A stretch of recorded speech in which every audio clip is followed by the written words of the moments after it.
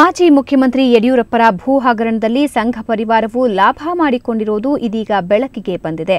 ಭೂ ಹಗರಣದಲ್ಲಿ ಯಡಿಯೂರಪ್ಪ ತಮಗೆ ತಮ್ಮ ಕುಟುಂಬಕ್ಕೆ ಮಾತ್ರವಲ್ಲ ಸಂಘ ಪರಿವಾರ ಮತ್ತದರ ಕೆಲ ನಾಯಕರಿಗೂ ಲಾಭ ಮಾಡಿಕೊಟ್ಟಿರುವುದನ್ನು ಮೇಲ್ ಟುಡೇ ಅನ್ನುವ ರಾಷ್ಟ್ರೀಯ ಪತ್ರಿಕೆ ಬಯಲಿಗೆ ಎಳೆದಿದೆ.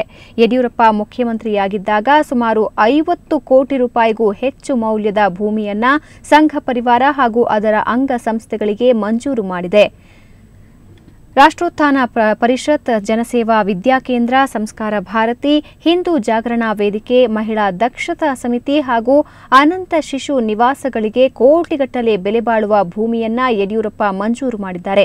ಇದಲ್ಲದೆ ಭಾರತೀಯ ಜನತಾ ಪಕ್ಷದ ಅಂಗ ಸಂಘಟನೆ ಭಾರತೀಯ ಮಜುಮ್ದಾರ್ ಸಂಘದ ಉಪಾಧ್ಯಕ್ಷ ಡಿಕೆ ಸದಾಶಿವ್, ಬೆಂಗಳೂರು ಮೂಲದ ಸಂಘ ಪರಿವಾರದ ಕಾರ್ಯಕರ್ತ ಶ್ರೀಧರ್ ಪಟ್ಲ, ದಕ್ಷಿಣ ಕನ್ನಡದಲ್ಲಿ ಸಂಘ ಪರಿವಾರದ ಪ್ರಚಾರಕ ಆಗಿರುವ ಶಾಸಕಿ ಮಲ್ಲಿಕಾ ಪ್ರಸಾದ್ ಗಂಡ ಪ್ರಸಾದ್ ಹೆಸರಿಗೆ ನಿವೇಶನ, ರಾಷ್ಟ್ರೋತ್ಥಾನ ಪರಿಷತ್ನ ಅಂಕಣಕಾರ್ತಿ ಮಾಲತಿ, ಶಾಸಕ ಕೆಆರ್ ಮಲ್ಲಿಕಾರ್ಜುನಪ್ಪ ಅವರಿಗೂ ಬೆಂಗಳೂರಿನ ಪ್ರತಿಷ್ಠಿತ ಬಡಾವಣೆಗಳಲ್ಲಿ ನಿವೇಶನ ಹಂಚಲಾಗಿದೆ.